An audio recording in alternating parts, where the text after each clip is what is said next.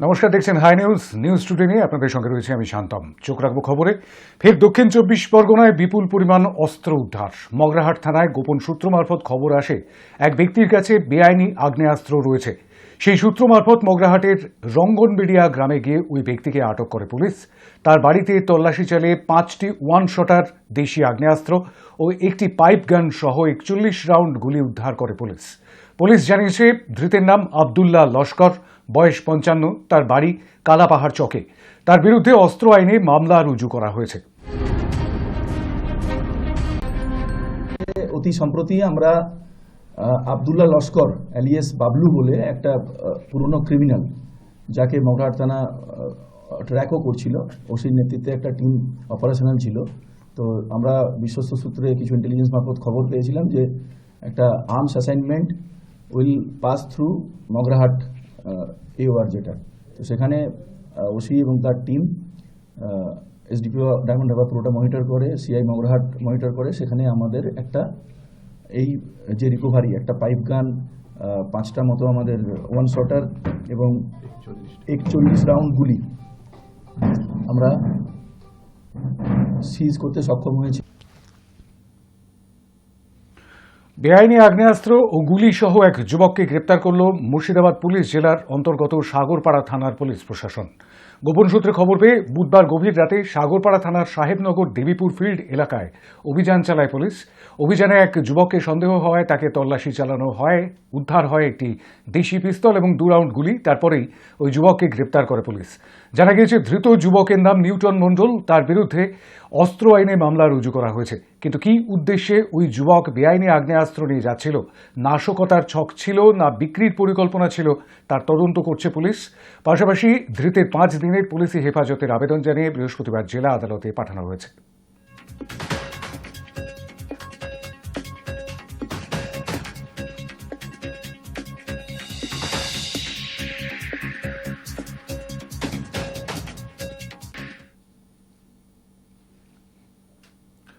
চোখ রাখবো অন্য খবরে। স্বাস্থ্যসাথী প্রকল্প নিয়ে জনস্বার্থ মামলা খারিজ করল কলকাতা হাইকোর্ট। আদালত বৃহস্পতিবার জানিয়েছে নির্বাচিত সরকার নিজেদের বিচার বিবেচনা করে প্রকল্পের সূচনা করেছে। সরকার কিভাবে প্রকল্প পরিচালনা করবে সেটা তাদের সিদ্ধান্ত, সেখানে আদালত হস্তক্ষেপ করতে পারে না। স্বাস্থ্যসাথী প্রকল্প নিয়ে জনস্বার্থ মামলাটি খারিজ করে দিল প্রধান বিচারপতির ডিভিশন বেঞ্চ।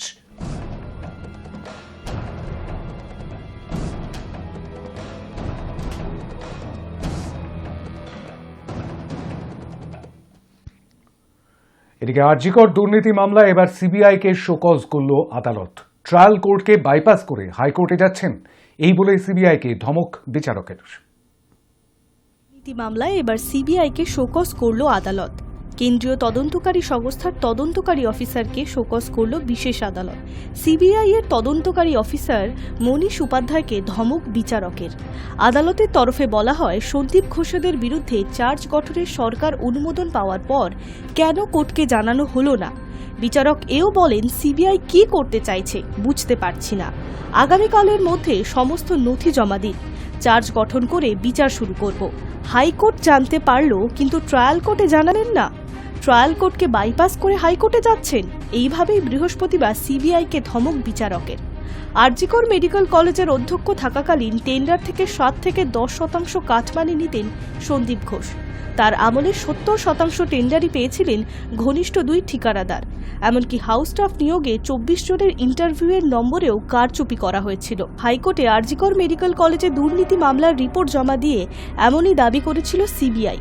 সন্দীপ ঘোষের বিরুদ্ধে দুর্নীতির অভিযোগ তুলে হাইকোর্টের দ্বারস্থ হয়েছিলেন আরজিকর মেডিকেল কলেজের প্রাক্তন সুপার ডেপুটি আক্তার আলী। 2024 সালের 23শে আগস্ট সেই মামলার সিবিআই তদন্তের নির্দেশ দেন বিচারপতি রাজশ্রী ভারদ্বাজকে। 29শে নভেম্বর সেই মামলার চার্জশিট জমা দেয় সিবিআই। সেই মামলাতেই হাইকোর্টের রিপোর্ট দেয় কেন্দ্রীয় গোয়েন্দা সংস্থা। তাতেই দাবি করা হয়, সন্দীপ ঘোষ আরজিকর মেডিকেল কলেজের অধ্যক্ষ থাকাকালীন হাসপাতালের তরফে দেওয়া টেন্ডারের 70%ই পেয়েছে সন্দীপ ও তার ঘনিষ্ঠ বিপ্লব সিংহ ও সুমন হাজরা। এমনকি হাসপাতালের জন্য বরাদ্দ অর্থ সন্দীপ ঘোষের অন্যত্র কাজে লাগাতেন বলে দাবি করা হয়েছে। এই রিপোর্ট পেশের পরেই বৃহস্পতিবার বিচারপতি নির্দেশ দেন যত দ্রুত সম্ভব ট্রায়াল অর্থাৎ বিচার প্রক্রিয়া শুরুর জন্য সিবিআইকে চেষ্টা করতে হবে। এর জন্য সময়ও বেঁধে দেন বিচারপতি। তিনি বলেন, আগামী শুনানির এক সপ্তাহের মধ্যে অভিযুক্তদের বিরুদ্ধে চার্জ গঠনের চেষ্টা করতে হবে সিবিআই এর বিশেষ আদালতকে। অন্যদিকে আরজিকর মেডিকেল কলেজের দুর্নীতির মামলার পৃথক তদন্ত শুরু করেছে সিবিআই। High news network. চোখ রাখবো বিদেশের খবরে। ওয়াশিংটনে যাত্রীবাহী বিমানের সঙ্গে হেলিকপ্টারের সংঘর্ষ, হতাহতের আশঙ্কা করা হচ্ছে। মাঝ আকাশে আমেরিকান এয়ারলাইন্সে যাত্রীবাহী জেট বিমানের সঙ্গে সংঘর্ষ মার্কিন সেনাবাহিনীর ব্ল্যাক হক হেলিকপ্টারের। রেগান ওয়াশিংটন ন্যাশনাল এয়ারপোর্টের কাছে ভেঙে পড়ে বিমানটি। জানা গেছে, সংঘর্ষের পর পোটোম্যাক নদীতে ভেঙে পড়ে বিমানটি। ইতিমধ্যেই উদ্ধার কার্য শুরু হয়েছে। হতাহতের কোনো খবর এখনো পর্যন্ত মেলেনি। ভারতীয় সময় অনুযায়ী বুধবার রাতে আমেরিকান রেগান ওয়াশিংটন ন্যাশনাল এয়ারপোর্টের কাছে সেনাবাহিনীর একটি ব্ল্যাক হক চপারের সঙ্গে মাঝ আকাশে সংঘর্ষ হয় আমেরিকান এয়ারলাইন্সের ওই যাত্রীবাহী বিমানের। মার্কিন ফেডারেল অ্যাভিয়েশন অ্যাডমিনিস্ট্রেশনের তরফে বিবৃতি জারি করে বলা হয়েছে, রেগান বিমানবন্দরে যাওয়ার পথে পিএসএ এয়ারলাইন্সের একটি জেটের সঙ্গে মুখোমুখি ধাক্কা লাগে মার্কিন সেনার ব্ল্যাক হক হেলিকপ্টারের। মার্কিন সেনাও জানিয়েছেন তাদের একটি হেলিকপ্টারের দুর্ঘটনায় জড়িয়েছে। জানা গিয়েছে, কনসাস থেকে জেট বিমানটি আসছিল। ওই বিমানে সর্বাধিক 65 জন যাত্রী বহন করা যায়। সূত্রের খবর, বিমানটির 64 জন যাত্রী ছাড়াও কেবিন ক্রুরা ছিলেন। পুলিশ ইতিমধ্যেই পোটোম্যাক নদীতে তল্লাশি ও উদ্ধার কার্য শুরু করেছে। রেগান বিমানবন্দরে আপাতত বিমান ওঠানামা বন্ধ রাখা হয়েছে। জানা গেছে, যাত্রীবাহী বিমানটি অবতরণের সময়েই সেনার চপারটি সামনে চলে আসে। চপার এবং বিমান দুটোই তখন পোটোম্যাক নদীর ওপরে। ধাক্কা লাগতেই যাত্রীবাহী বিমানটি নদীতে আছড়ে পড়ে এবং আগুন ধরে যায়। সঙ্গে সেনার কপ্টারে থাকা 3 জনের খোঁজ নেই বলেই জানা গিয়েছে। High news Network. এই বিমান দুর্ঘটনায় এখনো পর্যন্ত 20 জনের মৃত্যুর খবর পাওয়া যাচ্ছে। চোখ রাখবো অন্য খবরে। মহাকুম্ভে পুণ্য স্নানে গিয়ে মর্মান্তিক পরিণতি। পদপিষ্টের ঘটনায় মৃত বাংলার 2। মৃতদের একজন কলকাতা এবং অপরজন পশ্চিম মেদিনীপুরের শালবনির বাসিন্দা। কুম্ভে পদপিষ্টের ঘটনায় অন্তত 30 জন মারা গেছেন। তার মধ্যে বাংলার 2 বাসিন্দাও রয়েছেন। বুধবার ভোররাতে মৌনী অমাবস্যার পুণ্য স্নানে গিয়ে হুড়োহুড়িতে পদপিষ্ট হন বাংলার 2 প্রৌঢ়া। মৃত একজন কলকাতা এবং অপরজন পশ্চিম মেদিনীপুরের বাসিন্দা। পদপিষ্টের ঘটনায় বাংলার আরও কেউ মারা গেছেন কিনা তা এখনো স্পষ্ট নয়। খোঁজ চলছে। কলকাতার 95 নম্বর ওয়ার্ডের অশ্বিনীনগরের বাসিন্দা বাসন্তী পোদ্দার। বয়স 65 বছর। নিজের বোন, ছেলে মেয়েকে নিয়ে পুণ্য স্নানে গিয়েছিলেন। বুধবার ভোররাতে মৌনী অমাবস্যা তিথিতে ডুব দিতে গিয়েছিলেন বাসন্তী দেবী। আচমকাই স্নানের সময় হুড়োহুড়িতে পড়ে যান, আর তখনই ধাক্কাধাক্কিতে পড়ে যান তিনি। তার ছেলে চেষ্টা করেন মাকে তোলার, কিন্তু লাভ হয়নি। গুরুতর জখম হন, পরে মারাও যান। ময়নাতদন্তের পর মৃতদেহ বৃহস্পতিবারই কলকাতায় আনা হবে বলে জানা গিয়েছে। এদিকে পশ্চিম মেদিনীপুরের শালবনির বাসিন্দা উর্মিলা ভুইয়াও গিয়েছিলেন পুণ্যস্নানে। সঙ্গে ছিলেন 2 মেয়ে, 2 জামাই, নাতি ও নাতনি। তিনিও ধাক্কাধাক্কিতে পড়ে যান। তাকে তোলার চেষ্টা করেন জামাই, কিন্তু পারেননি। পদপিষ্টের ধাক্কাধাক্কিতে ক্ষতবিক্ষত হন উর্মিলা। দীর্ঘক্ষণ খোঁজ মেলেনি তার। প্রশাসনের তরফে হাসপাতাল এবং মর্গে খোঁজ নিতে বলা হয়। অবশেষে মর্গে উর্মিলা দেবীর দেহ পাওয়া যায়। সেখান থেকে অ্যাম্বুলেন্সে করে দেহ নিয়ে শালবনির উদ্দেশ্যে রওনা দিয়েছে পরিবার। জানা গিয়েছে, এই বিষয়কে কেন্দ্র করেই 1-2 দিনের মধ্যেই নবান্ন থেকে প্রতিনিধি দল যেতে পারে প্রয়াগরাজে। প্রসঙ্গত, মহাকুম্ভে মৃত 30 জনের মধ্যে 25 জনকে শনাক্ত করা গিয়েছে। বাকি 5 জনের পরিচয় এখনো পর্যন্ত জানা যায়নি। বৃহস্পতিবার ঘটনাস্থলে যাওয়ার কথা উত্তরপ্রদেশের মুখ্যমন্ত্রী যোগী আদিত্যনাথের। High news network. এবারে চোখ রাখবো অন্য খবরে। ক্লাসে ছাত্রের সঙ্গে বিয়ে, সোশ্যাল মিডিয়ায় ভাইরাল সেই ভিডিও। আর সেই ইস্যুতে এবার মুখ খুললেন সাইকোলজি বিভাগীয় প্রধান পায়েল বন্দ্যোপাধ্যায়। ক্লাসরুমে অধ্যাপিকাকে বিয়ে ছাত্রের। বুধবার সকাল থেকেই সোশ্যাল মিডিয়ায় ভাইরাল সেই ভিডিও, যা নিয়ে তুঙ্গে বিতর্ক। সেই ইস্যুতেই এবার মুখ খুললেন অভিযুক্ত বিভাগীয় প্রধান পায়েল বন্দ্যোপাধ্যায়। জানালেন, ফ্রেশার্স পার্টির অংশ হিসেবেই নাকি আয়োজন করা হয়েছিল নাটকের। প্ল্যান করে কাটছাঁট করে ভিডিও প্রকাশ করে বিতর্ক তৈরি করা হয়েছে বলে দাবি করছেন তিনি। মঙ্গলবার রাজ্যের প্রযুক্তি বিশ্ববিদ্যালয় ম্যাকআউটের হরিণঘাটা ক্যাম্পাসের অ্যাপ্লাইড সাইকোলজি বিভাগের একটি ভিডিও ভাইরাল হয়েছে। সেখানে দেখা গিয়েছে ক্লাসরুমেই কোণের সাজে দাঁড়িয়ে অ্যাপ্লাইড সাইকোলজি বিভাগের প্রধান, পাশে দাঁড়িয়ে প্রথম বর্ষের এক ছাত্র। বিভাগীয় প্রধানের গলায় রয়েছে মালা, ছাত্র সিঁদুর পরিয়ে দিলেন অধ্যাপিকাকে। এই ভিডিও ভাইরাল হতেই শোরগোল পড়ে যায়। বিভাগীয় প্রধানকে ছুটিতে পাঠায় বিশ্ববিদ্যালয় কর্তৃপক্ষ। এরপরেই জানা যায় ভিডিওয়ে যে পড়ুয়াকে দেখা যাচ্ছে তার সঙ্গে নাকি বিভাগীয় প্রধানের বিবাহ বহির্ভূত সম্পর্ক গড়ে উঠেছিল। বুধবার সন্ধ্যায় এই ইস্যুতেই মুখ খুললেন বিতর্কিত ওই অধ্যাপিকা। নমস্কার, আমি পায়েল ব্যানার্জি। সব থেকে প্রথমে ভিডিও সম্পর্কে আমি বলি, এটা আমার জন্য খুবই আশ্চর্যের ব্যাপার। মানে একটা ড্রামা ক্লিপ যেটা এরকম ভাবে ভাইরাল হয়েছে, অবভিয়াসলি সেই একটা অনেকে জিজ্ঞেস করেছে এই ভিডিওর ব্যাপারে, তো definitely it's part of drama clip. এটা অবভিয়াসলি অরিজিনাল না। At the end of the day ওটা একটা পার্ট অফ ড্রামা। আমার জন্য আশ্চর্য ব্যাপার এটাই কি নাচ গান এইসবের ভিডিও ভাইরাল না হয়ে শুধু পার্টিকুলার একটা সাইকো ড্রামার থেকে একটা কিছু কিছু ক্লিপস ধরে ধরে সেইগুলোকে ভাইরাল করা হলো। এটাই আমার জন্য আশ্চর্য ব্যাপার। এবং এটা কে করেছে, কি উদ্দেশ্য নিয়ে করেছে, সেই ব্যাপারে আমি আর যাচ্ছি না, আমি বলতেও চাইছি না। এটার জন্য অথরিটিজ আছে যাচাই করার জন্য। ওরাই যাচাই সত্যিটা বের করবে। আমার পুরো বিশ্বাস আছে অথরিটিজের ওপর, ওরাই যাচাই করে বের করতে পারবে। আমার তরফ থেকে যা পদক্ষেপ নেওয়ার, যে কি করছে না করছে হোয়াট এভার এই ভিডিওস রিলেটেড লিগ্যাল পদক্ষেপ বা যাই পদক্ষেপ নেওয়ার, সেটা আমি নিচ্ছি নিজের জায়গায়। মৌলানা আবুল কালাম আজাদ ইউনিভার্সিটি অফ টেকনোলজির অন্তর্বর্তী উপাচার্য তাপস চক্রবর্তী জানিয়েছেন, অধ্যাপিকার দাবি এটা একটা সাইকো ড্রামার অংশ ছিল। সকলের সামনেই ক্লাসরুমের মধ্যেই সবটা করা হয়েছে ডেমনস্ট্রেশন হিসেবে। শিক্ষিকাই অনুমতি দিয়েছেন ভিডিও রেকর্ডিংয়ে, যাতে একটা রেকর্ড থাকে।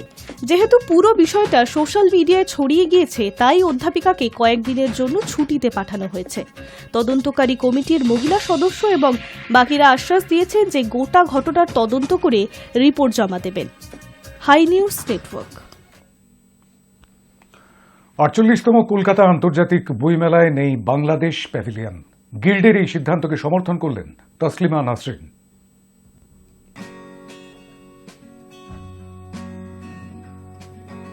48তম কলকাতার আন্তর্জাতিক বইমেলায় নেই বাংলাদেশ প্যাভিলিয়ন। হাসিনা পরবর্তী বাংলাদেশ ক্রমবর্ধমান অস্থিরতার কথা মাথায় রেখেই চলতি বছরের বইমেলায় পড়শি দেশকে ঠাঁই দেয়নি Publishers and Book Sellers Guild. স্বভাবতই এই সিদ্ধান্ত পছন্দ হয়নি ওপার বাংলার, যদিও গিল্ডের এই সিদ্ধান্তকে সমর্থন করলেন তসলিমা নাসরিন। লজ্জা আমার মেয়েবেলার রচয়িতা সাফ কথা, এমন বন্ধু থাকার চেয়ে না থাকাই ভালো। 1996 সাল থেকেই কলকাতা আন্তর্জাতিক বইমেলায় জায়গা পেয়েছে বাংলাদেশ। দীর্ঘ 28 বছরের রেওয়াজে ছেদ পড়ল চলতি বছরেই।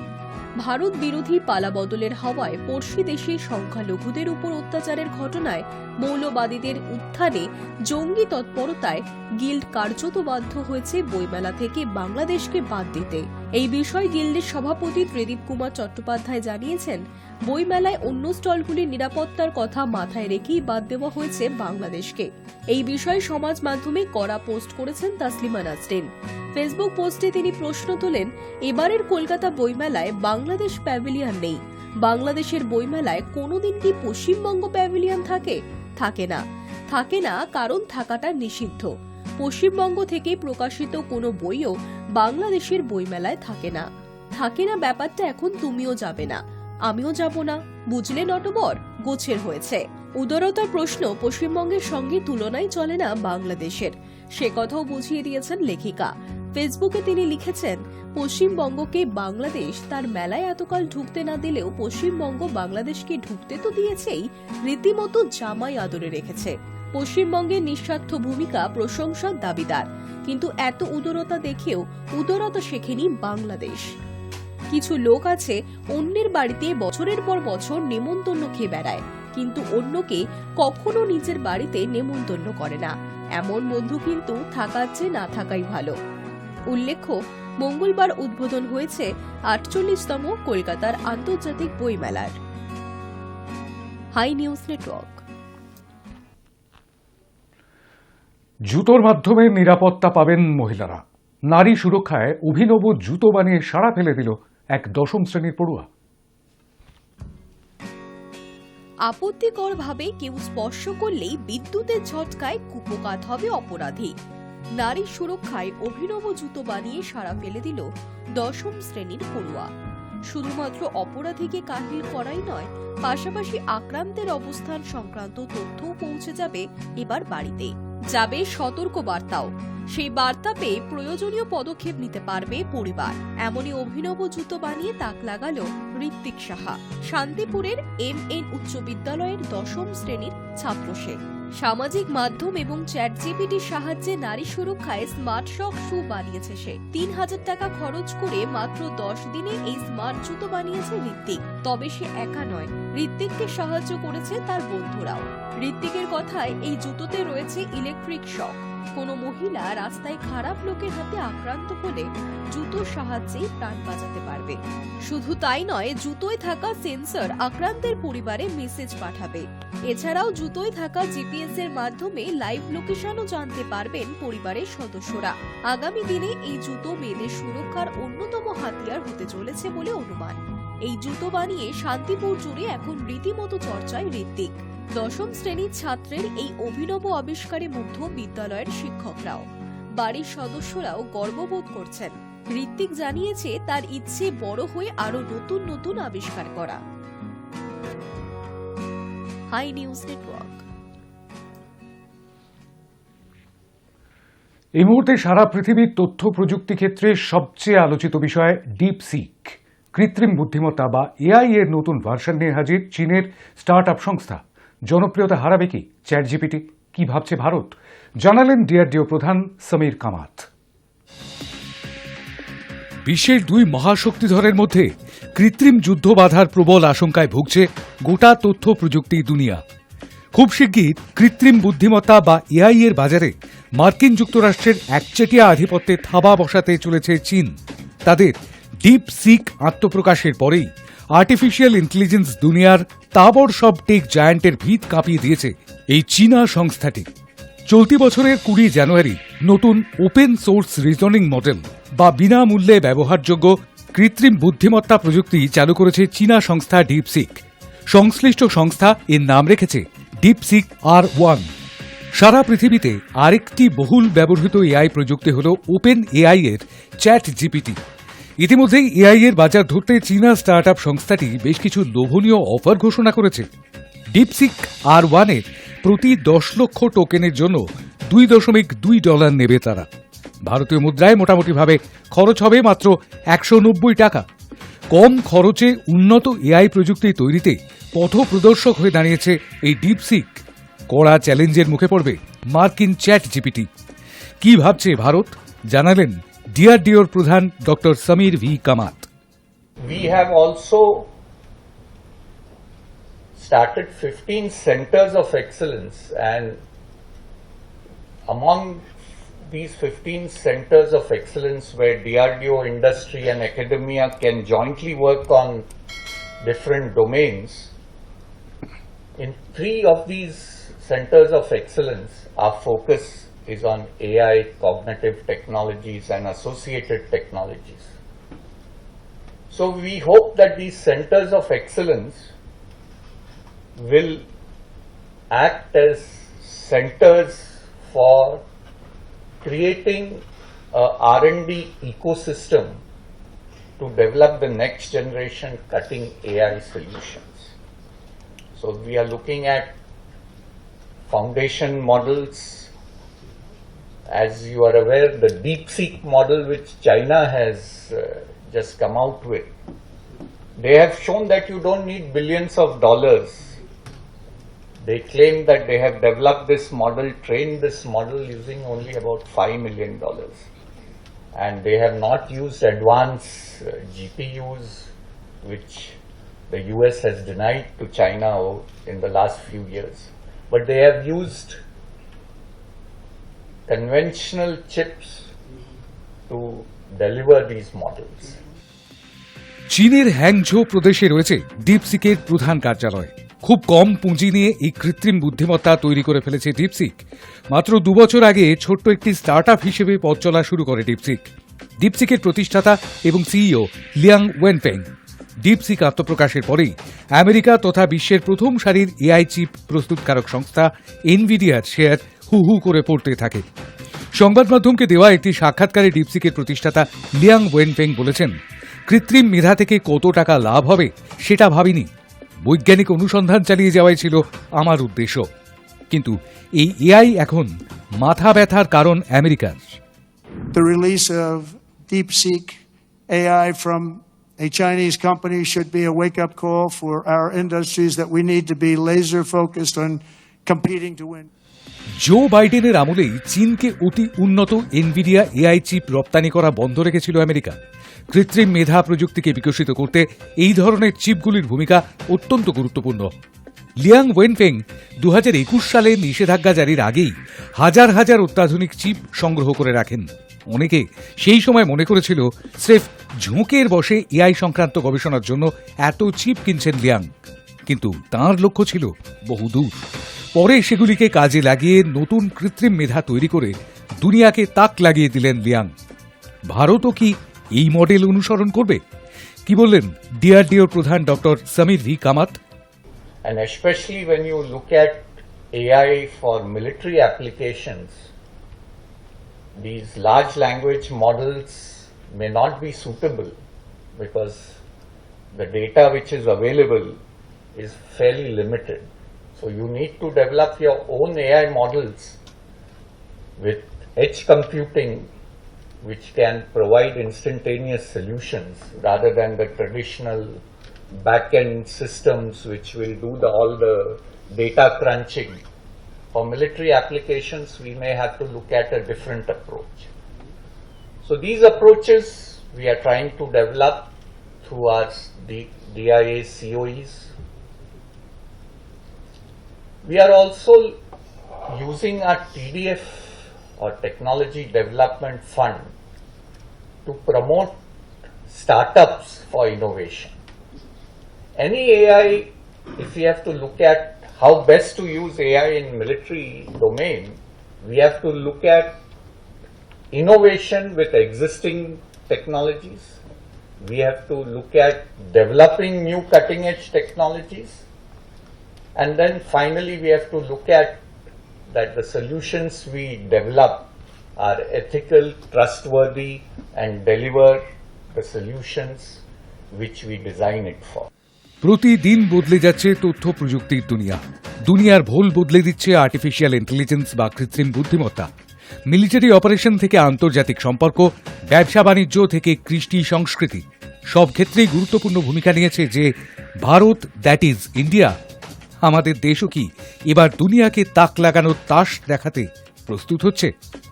উত্তর জানতে এখনও কিছুদিন অপেক্ষা করতে হবে।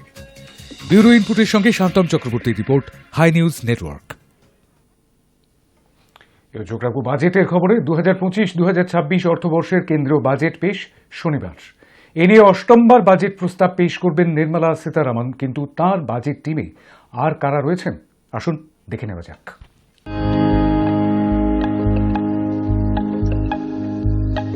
1 ফেব্রুয়ারি শনিবার সরস্বতী পুজোর আগের দিন সংসদে বাজেট পেশ করবেন কেন্দ্রীয় অর্থমন্ত্রী নির্মলা সীতারামন।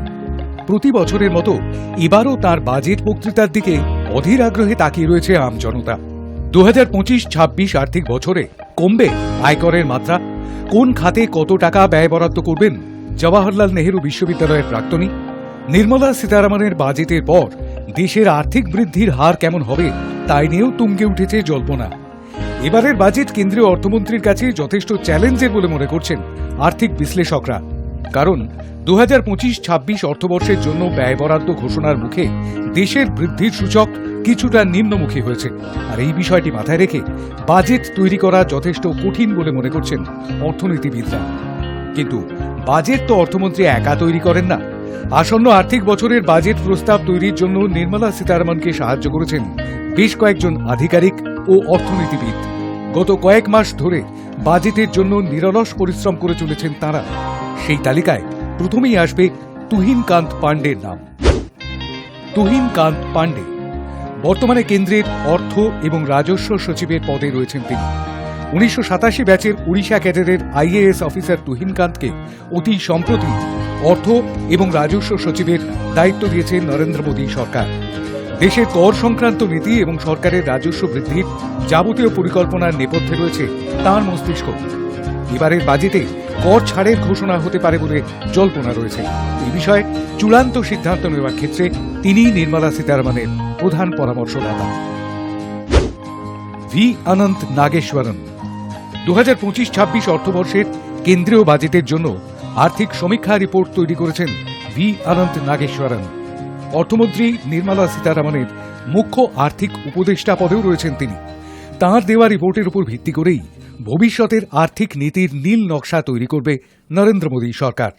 আইআইএম আহমেদাবাদের প্রাক্তনীন তামিলনাড়ুর এই ভূমিপুত্রের মার্কিন যুক্তরাষ্ট্রের ম্যাসাচুসেটস বিশ্ববিদ্যালয়ের ডিগ্রি রয়েছে। মনোজ গোভিল নির্মলা সীতারামনের বাজেটে গুরুত্বপূর্ণ ভূমিকা থাকবে মনোজ গোভিলের।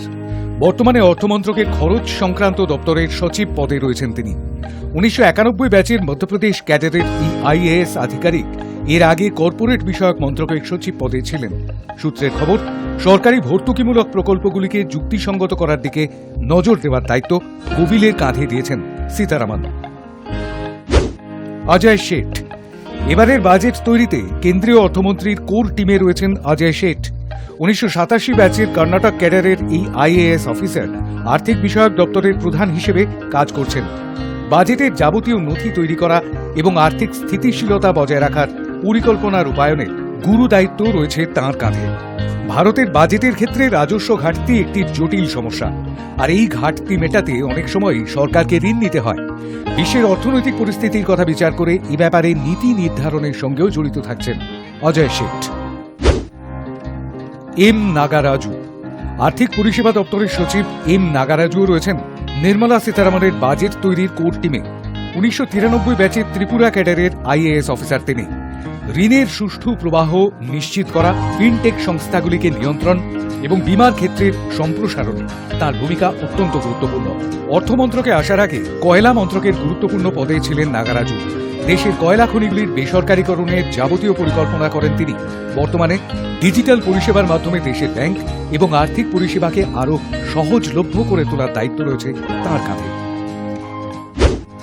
অরুণীশ চাওলা বিনিয়োগ এবং সাধারণের সম্পদ ব্যবস্থাপনা এবং পাবলিক এন্টারপ্রাইজ দপ্তরের সচিব অরুণীশ চাওলা এবারের কেন্দ্রীয় বাজেট তৈরির ক্ষেত্রে বড় ভূমিকা নেবেন বলে জানা গিয়েছে। 1992 সালের বিহার ক্যাডারের এই আইএএস অফিসারের কাঁধে সরকারের বিলগ্নীকরণ এবং রাষ্ট্রীয় মালিকানাধীন সম্পদের নগদীকরণের দায়িত্বভার দিয়েছেন নির্মলা সীতারামন।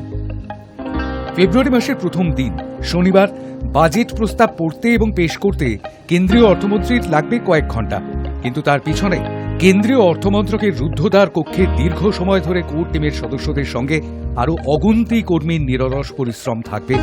তারপর নিজে হাতে হালুয়া রান্না করে খাওয়াবেন কেন্দ্রীয় অর্থমন্ত্রী এবং লাল রঙের কাভারে মোড়া ট্যাব হাতে সংসদে যাবেন নির্মলা সীতারামন। ব্যুরো ইনপুটের সঙ্গে শান্তম চক্রবর্তীর রিপোর্ট, High news Network. News Today এখনকার মতো এই পর্যন্তই। দেখতে থাকুন হাই নিউজ, নির্ভীক, নিরপেক্ষ।